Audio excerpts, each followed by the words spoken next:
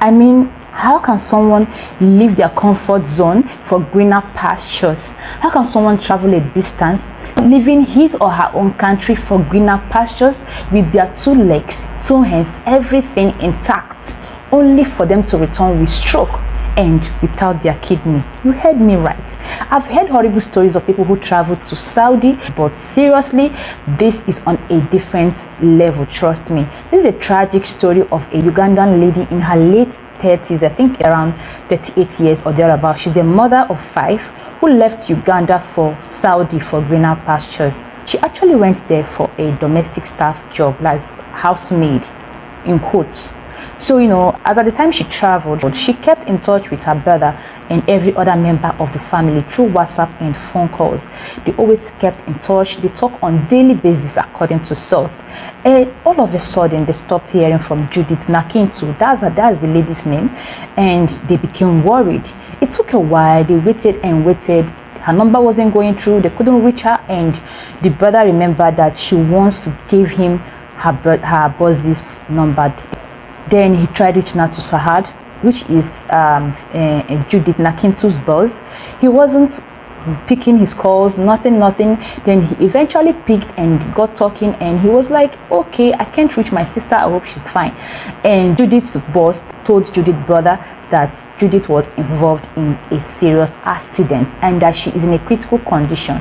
They kept talking and all of that. Then it got to a point that someone is in an accident and all of that she's in the hospital taking treatment. Then the brother was like, okay, fine, can you just take a picture of her and send to me? Let me at least see her. The guy was just dribbling him, and before you know it, he eventually blocked this guy. And mad, like they became very worried because it's no longer new that some of them come back dead, some of them come back with one problem or the other, so it got to a point that they even feel that probably she's dead or something. Then after a while, the guy was like, okay, fine, since she traveled through labor export company, let me reach out to the agents and inform them. So he went to the company, now Treasure Gates, which is the company, the travel agency she traveled through. Let's call it travel agency or recruitment agency, I don't know. So Judith's brother went to the company to inform them that look at what happened to my sister. I heard she was involved in an accident and that she's in a critical condition. But I tried reaching the boss, all of a sudden he blocked me.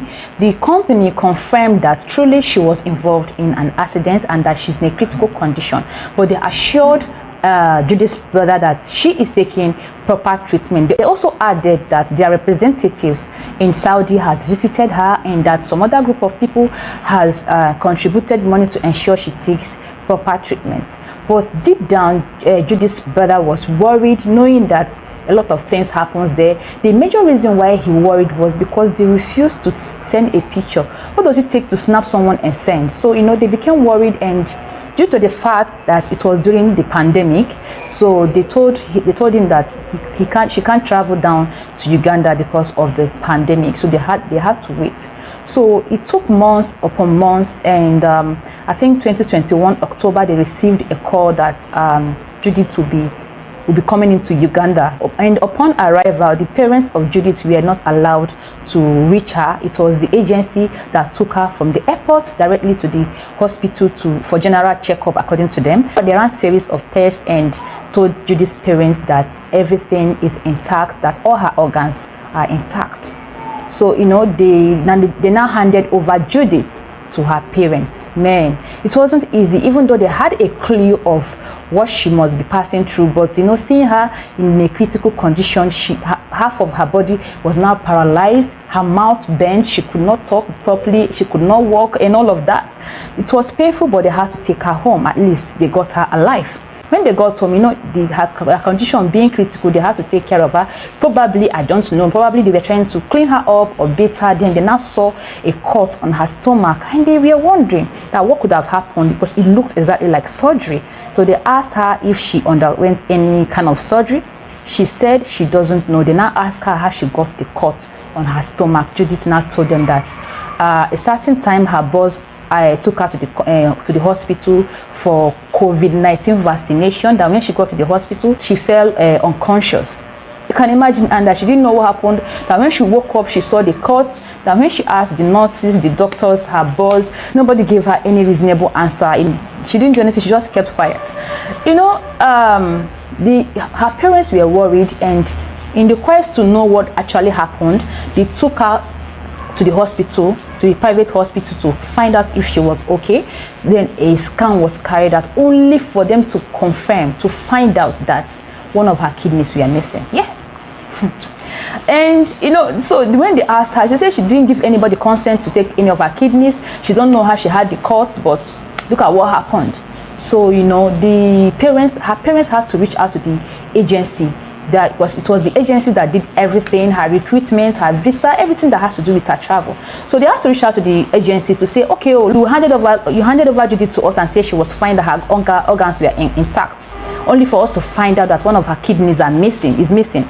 So they acted surprised, according to the news. They acted surprised, like, really? That and all of that. So they didn't wait, they didn't sleep on it. They had to take the matter to the police. Then the police arrested some of the staffs of the company, and they eventually landed in the courts. Then after all the investigation and series of questions, they insisted on being innocent on the matter, that they know nothing about it. So you know, the reason why they became worried, and the reason why Judith's parents accused the agency of conniving with the Saudi boss or whatever to steal their daughter's kidney is because they took her for a test, for a general checkup, and they stated that her organs, you know, they mentioned organs were intact, made it suspicious. So you know, the government of Uganda took it up, and they reached out to the Saudi government, informing them that look at what they have done to their own. Then those ones started their own investigations. After carrying out proper investigation, they got to find out that truly that Judith was involved in a fatal accident that took the life of 2 people, that's the children of her boss, and some of them were injured seriously, and that she was in the hospital, she took treatment and all of that. So you know, they blamed the boss, you know, 100%. They blamed the boss for the accident, and he was asked to pay a huge sum of money, I think about $70,000, for compensation of what she passed through, you know, the accident and all of that. And the question now is this: what about the kidney? What really transpired? What actually happened to Judith's kidney? Like, could it be that this company connived with her boss to steal her kidney? What could have happened?